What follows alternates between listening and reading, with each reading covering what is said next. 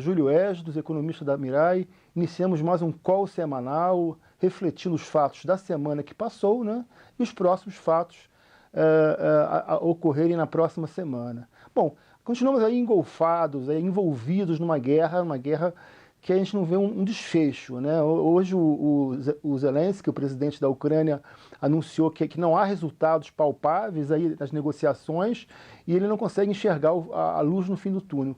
Já o porta-voz do Kremlin anunciou que o fim pode estar próximo, que um desfecho pode estar próximo e nos próximos dias algo deve acontecer. Então a gente está aí na expectativa de um cessar-fogo, né? A gente sabe que os russos mudaram a estratégia, saíram de Kiev e foram para o leste da Ucrânia, né? E isso aí, de uma certa forma, é uma mudança de estratégia, de um reagrupamento das tropas para indo para a região de Donbass. Então isso é uma sinalização de recuo e talvez a guerra realmente possa estar próxima de um fim, o que é bom para todos nós, que vamos observando ao mundo um movimento muito forte de inflação, de alta das commodities e as respostas fortes também nos bancos centrais.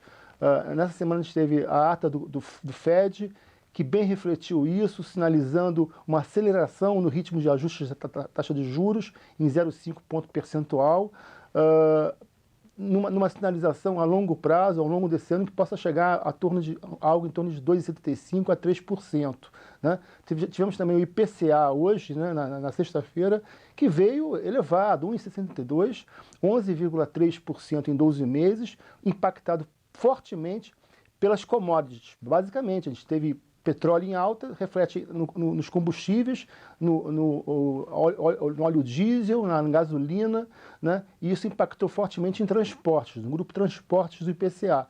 Impactou também em alimentos, né, que vieram mais elevados. Então, esses dois itens sozinhos representaram 72% da alta do IPCA em março, que foi a maior alta para o mês desde 1994. Então a gente tem uma inflação aí difundida também, a difusão está elevadíssima, está acima de 74%, e ela vai se perpetuando, e o risco do Banco Central ter que ser mais duro na política monetária. Então a estratégia do presidente Roberto Campos Neto de parar em 12,75 na próxima reunião de maio, dia 4, parece que ela não vai se confirmar. Ele vai ter que realmente manter um ritmo de elevações da taxa de juros, talvez menor, de olho numa inflação que já passa, nas previsões da Mirai, por exemplo, de 7,5% a 8%. Né? Há alguns que trabalham com uma taxa de inflação acima disso, inclusive. Então a gente tem uma inflação galopante, absorvendo os choques das commodities, isso não só no Brasil, mas no mundo, né? Como dito no Fed, a aceleração da taxa de juros já está consumada. O Fed Fund vai elevar em 0,5 ponto percentual agora em maio, dia 4, e em junho vai ter uma outra elevação. A taxa pode ir a 3 ou mais. No Banco Central Europeu, o mesmo acontece. A gente pode ter um início do ciclo de juros no último trimestre desse ano. Né? Eles vêm segurando mais, mas o grande problema da Europa, do Banco Central Europeu, é o choque brutal de energia. Né? Gás natural elevadíssimo. As sociedades, os países da Europa necessitam muito desse gás, que chamam de gás natural, gás de cozinha, inclusive, para aquecimento, para calefação das suas casas. Então, há realmente uma dependência muito forte do gás russo, né, que é 40% das exportações da Rússia vão para essa região, para a União Europeia. Né? Então há uma dependência muito forte.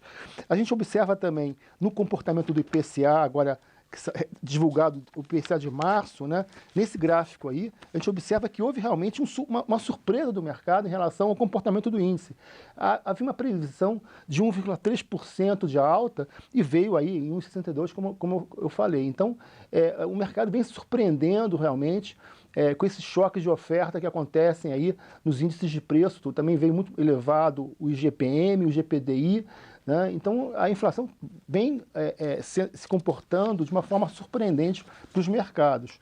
Observando esse gráfico do IPCA em 12 meses, a gente observa que nesse ano de 2022, a meta já está perdida, né? Então a inflação vai ficar em torno de 7 a 8%, o que significa que o teto da meta de 5% já foi superado.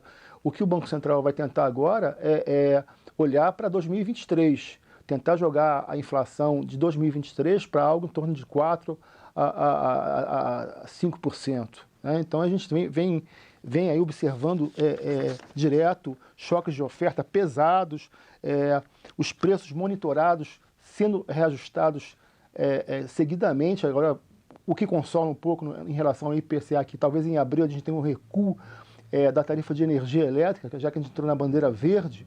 Então isso é um bom sinal para a inflação de abril, que pelo lado da energia elétrica deve ceder, mas pelo lado dos combustíveis, dos alimentos, deve continuar elevado. Né? Então a gente tem que ver qual é a dosagem disso aí e de repente prever uma inflação em abril pelo IPCA em torno de 0,7%, 0,8%. Né? Isso acabou, quer dizer, a semana é uma semana que foi marcada por essa volatilidade da inflação, por essa inflação mais elevada do que o esperado, e de respostas, tanto do Banco Central brasileiro, como do Fed, do Banco Central europeu, respostas de política monetária mais rígidas, mais incisivas, o que significa também que essa mobilidade de recursos que a gente vem observando no mundo, que vem inclusive apreciando muito a nossa taxa de câmbio, chegou a 4,60 na semana passada, isso tende a se reverter.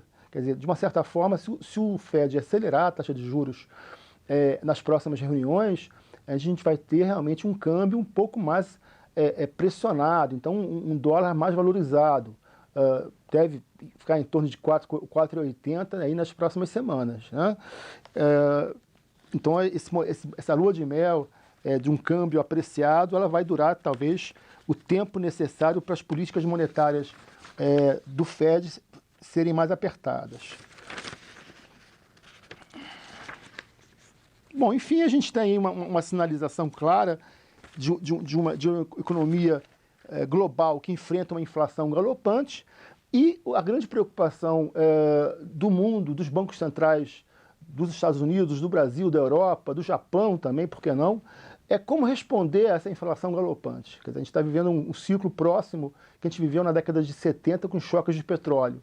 E isso significa dizer que, de uma certa forma, essas políticas monetárias mais apertadas vão derrubar a economia. Então, de uma certa forma, a gente vai ter algumas economias entrando em surtos recessivos nos próximos trimestres, e aí o risco de uma inflação elevada e uma estagnação está no horizonte. Então, a gente pode ter um horizonte de estagflação aí ao longo dos próximos trimestres, talvez em 2023. Claro que tudo vai depender da intensidade e do transcurso dessa guerra, né, que vem realmente impactando as commodities e das negociações que estão em curso. Né? Quer dizer, se essas negociações lentas e sem resultados efetivos reverterem, a gente pode, de repente, vislumbrar uma normalização ao fim desse ano. Né? Essa é a expectativa dos mercados como um todo.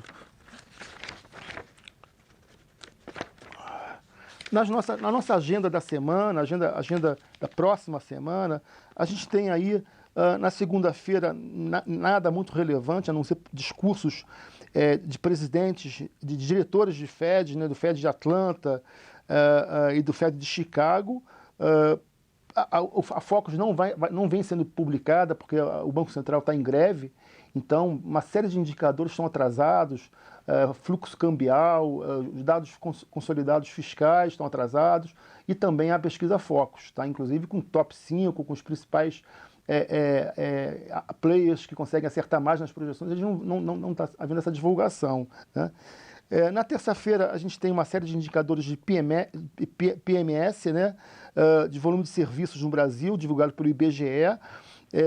A Alemanha divulga a inflação, o CPI harmonizado, mensal e anualizado, uma previsão de algo em torno de 2,5% na taxa mensal e 7,6% em 12 meses.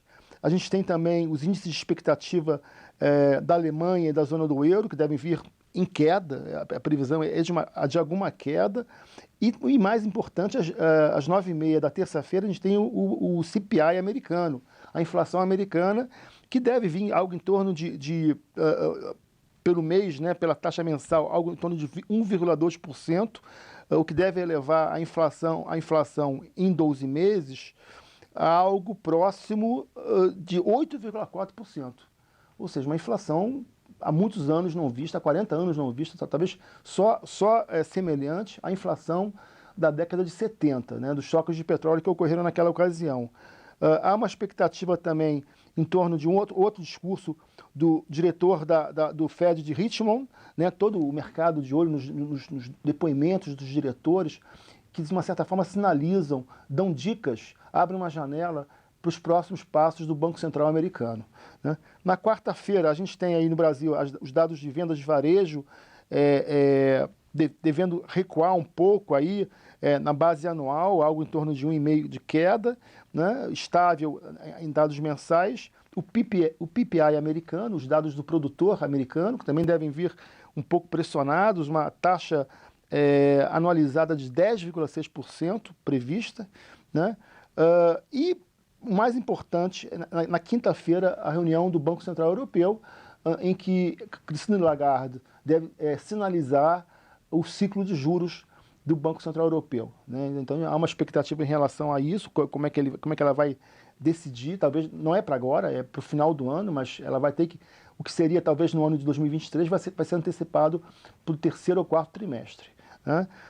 Na sexta-feira a gente tem o Empire Manufacturing e a produção industrial divulgadas pelo Fed nos Estados Unidos.